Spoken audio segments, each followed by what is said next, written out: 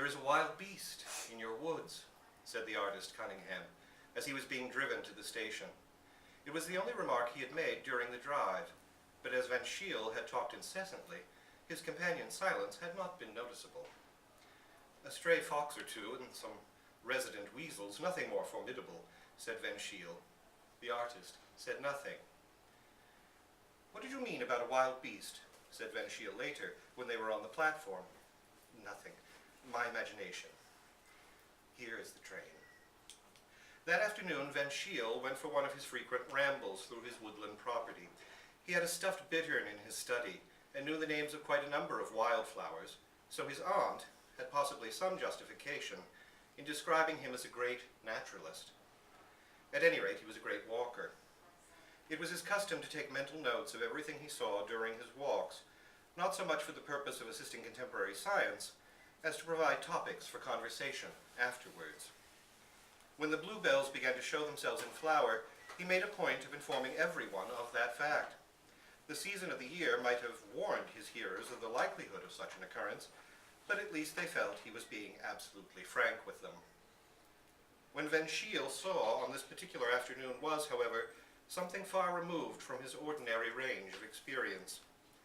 On a shelf of smooth stone, overhanging a deep pool, in the hollow of an oak coppice, a boy, about 16, lay asprawl, drying his wet brown limbs luxuriously in the sun. His wet hair, parted by a recent dive, lay close to his head, and his light brown eyes, so light that there was an almost tigerish gleam in them, were turned towards Van Shiel with a certain lazy watchfulness. It was an unexpected apparition, and Van Shiel found himself engaged in the novel process of thinking before he spoke. Where on earth could this wild-looking boy hail from? The miller's wife had lost a child some 2 months ago, supposed to have been swept away by the mill race. But that had been a mere baby, not a half-grown lad. "What are you doing here?" he demanded. "Obviously, sunning myself," replied the boy. "Where do you live?" "Here, in the woods." "You can't live in the woods," said Van Shiel. "They are very nice woods," said the boy, with a touch of patronage in his voice. "But where do you sleep at night?" "I don't sleep at night. That's my busiest time." Van Shiel began to have an irritating feeling that he was grappling with a problem that was eluding him. "What do you feed on, then?" he asked. "Flesh," said the boy, and he pronounced the word with slow relish, as though he were tasting it. "Flesh? What flesh?" "Since it interests you. Rabbits, wild fowl, hares, poultry, lambs in their season, children when I can get any. They're usually too well locked in at night when I do most of my hunting. It's quite 2 months since I last tasted child flesh." Ignoring the chaffing nature of that last remark, Van Shiel tried to draw the boy on the subject of possibly poaching. "You're talking rather through your hat when you speak on feeding on hares." Considering the nature of the boy's toilette, the simile was hardly an apt one. "Our hillside hares aren't easily caught, you know." "At night I hunt on 4 feet, was the somewhat cryptic response. "I suppose you mean you hunt with the dog," hazarded Van Shiel. The boy rolled slowly onto his back and laughed a weird, low laugh that was pleasantly like a chuckle and disagreeably like a snarl. "I don't fancy any dogs would be very anxious for my company, especially at night."